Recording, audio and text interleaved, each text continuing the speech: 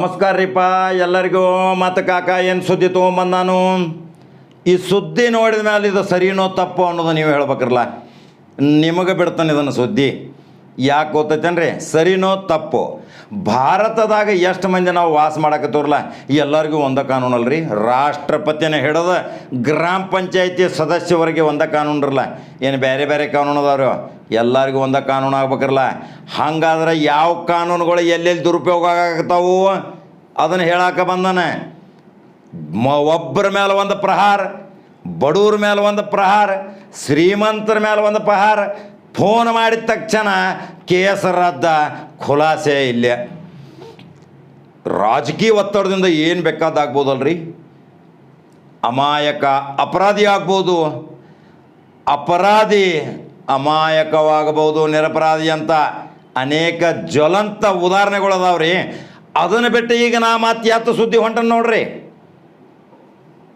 ಬೆಳಗಾವಿ ಜಿಲ್ಲಾದಾಗ ಮೂಡಲಗಿದಾಗ ಒಬ್ಬ ಭೀಮಪ್ಪ ಗುಂಡಪ್ಪ ಗಡಾದ್ ಅಂತೇಳಿ ಸಮಾಜ ಸೇವಕ ಅದಾನ. ಗೊತ್ತೈತಲ್ಲ ನಿಮ್ಗೆಲ್ಲರಿಗೂ, ಏನು ಹೆಚ್ಚು ಹೇಳೋ ಅವಶ್ಯಕತೆ ಇಲ್ಲ. ಇತಿಹಾಸ ಹೇಳ್ಕೊತ ಬಂದನ ಭಾಳ ಸಾರಿ.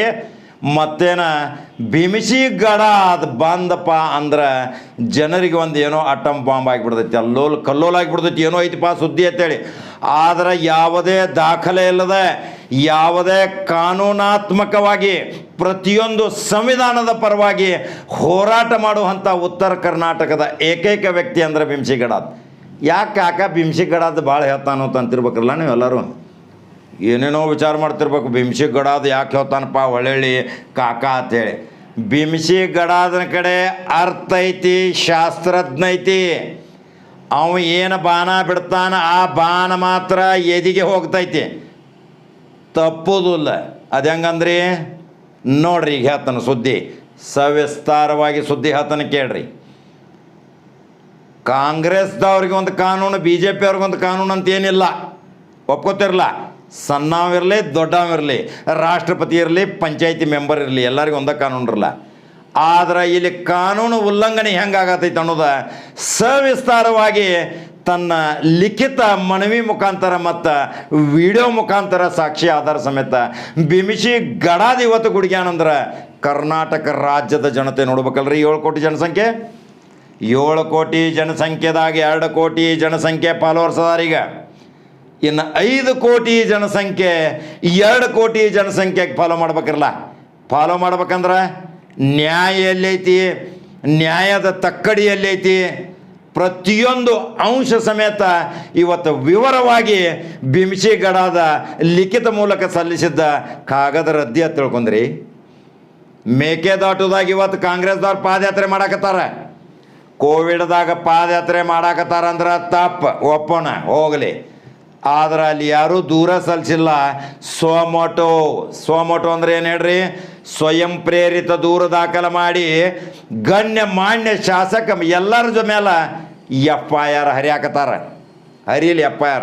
ತಪ್ಪು ಮಾಡ್ಯಾರು, ಕೋವಿಡ್ದಾಗ ಅವ್ರು ಮೆರವಣಿಗೆ ಮಾಡಬಾರ್ದು, ಪಾದಯಾತ್ರೆ ಮಾಡಬಾರ್ದು, ಇಂತಿಷ್ಟು ಜನ ಸೇರಬಾರ್ದು, ಕೋವಿಡ್ ನಿಯಮಗಳು ಎಲ್ಲ ನಿಮ್ಮ ಹೋದವ್ರಲ್ಲ ವಿಪತ್ತು ಕಾಯ್ದೆ ಪ್ರಕಾರ. ಹಂಗಾದ್ರೆ ಅವ್ರ ಮೇಲೆ FIR ಮಾಡ್ರಿ.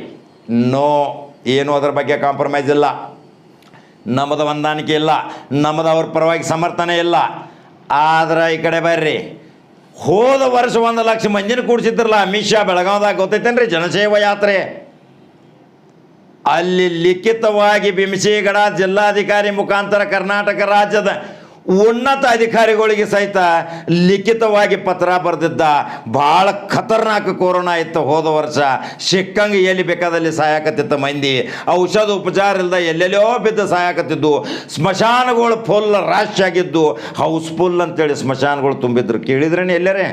ಸಿನಿಮಾ ಟಾಕೀಸ್ ಹೌಸ್ಫುಲ್ ಹಾಕಾವ್ರಿ, ಮಂಗಲ ಕಾರ್ಯಾಲಯ ಹೌಸ್ಫುಲ್ ಹಾಕಾವ, ಏನಾರ ಒಂದು ಮನರಂಜನೆ ಕಾರ್ಯಕ್ರಮ ಹೌಸ್ಫುಲ್ ಹಾಕೈತಿ, ರೈಲ್ವೆ ಹೌಸ್ಫುಲ್ ಹಾಕೈತಿ, ಬಸ್ ಹೌಸ್ಫುಲ್ ಹಾಕೈತಿ.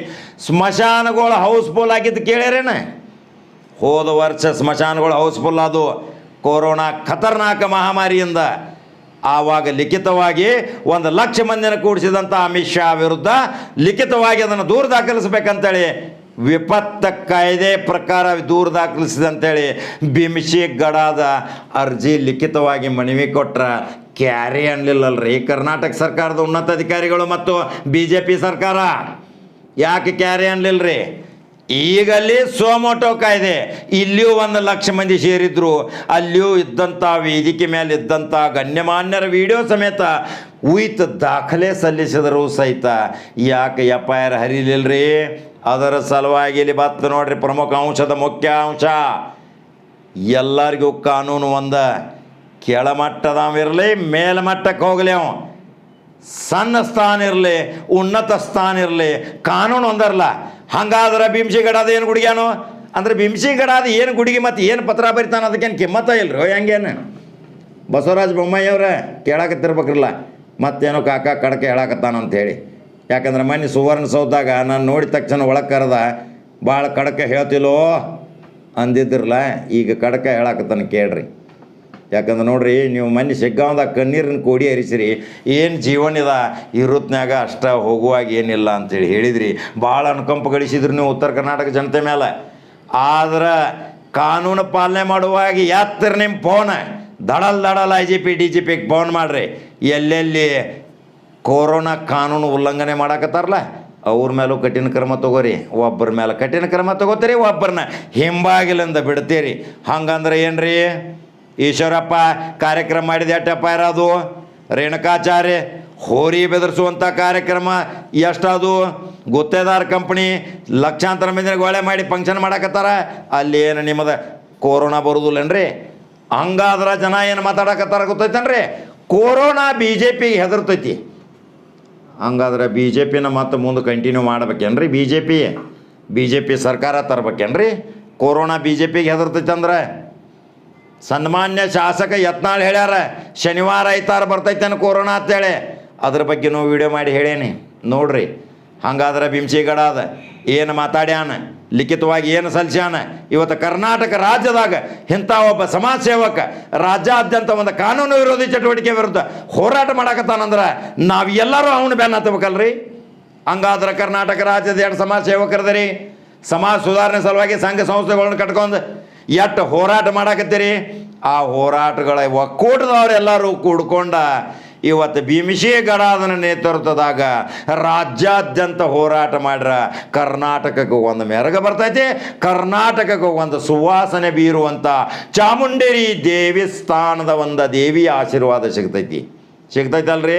ಹಂಗಾದ್ರೆ ಕಾಕನ ಸುದ್ದಿ ಲೈಕ್ ಮಾಡ್ತೀರಿ, ಶೇರ್ ಮಾಡ್ತೀರಿ. ಬಿಮ್ಸಿಗಡಾದ ಏನು ಮಾತಾಡ್ಯಾನ ಅದನ್ನು ಹೇಳ್ತನು, ಅದನ್ನು ತೋರ್ಸಾಕತ್ತನು.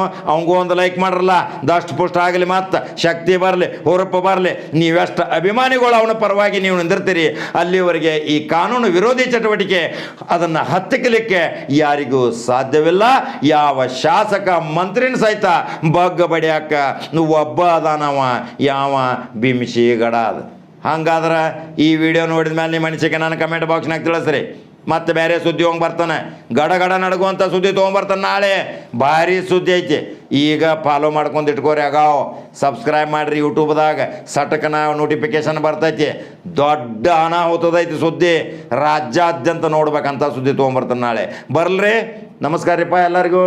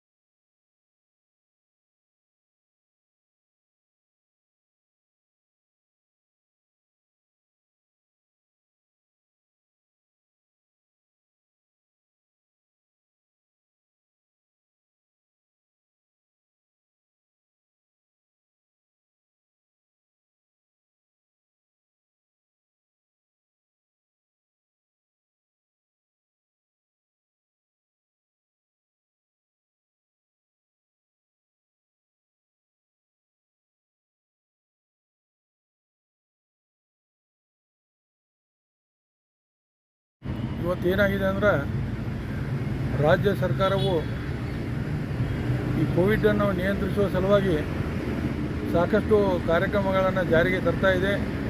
ಆ ನಿಟ್ಟಿನಲ್ಲಿ ಕಟ್ಟುನಿಟ್ಟಾದ ಸುತ್ತೋಲೆಗಳನ್ನು ಕೂಡ ತಂದಿದೆ. ಆ ಪ್ರಕಾರ ಹೆಚ್ಚು ಜನ ಸೇರುವಂಥ ಯಾವುದೇ ಕಾರ್ಯಕ್ರಮಗಳನ್ನಾಗಲಿ ಸಭೆ ಸಮಾರಂಭಗಳನ್ನಾಗಲಿ ನಡೆಸಬಾರ್ದಂತ ಸುತ್ತೋಲೆಯಲ್ಲಿ ತಿಳಿಸಲಾಗಿದೆ.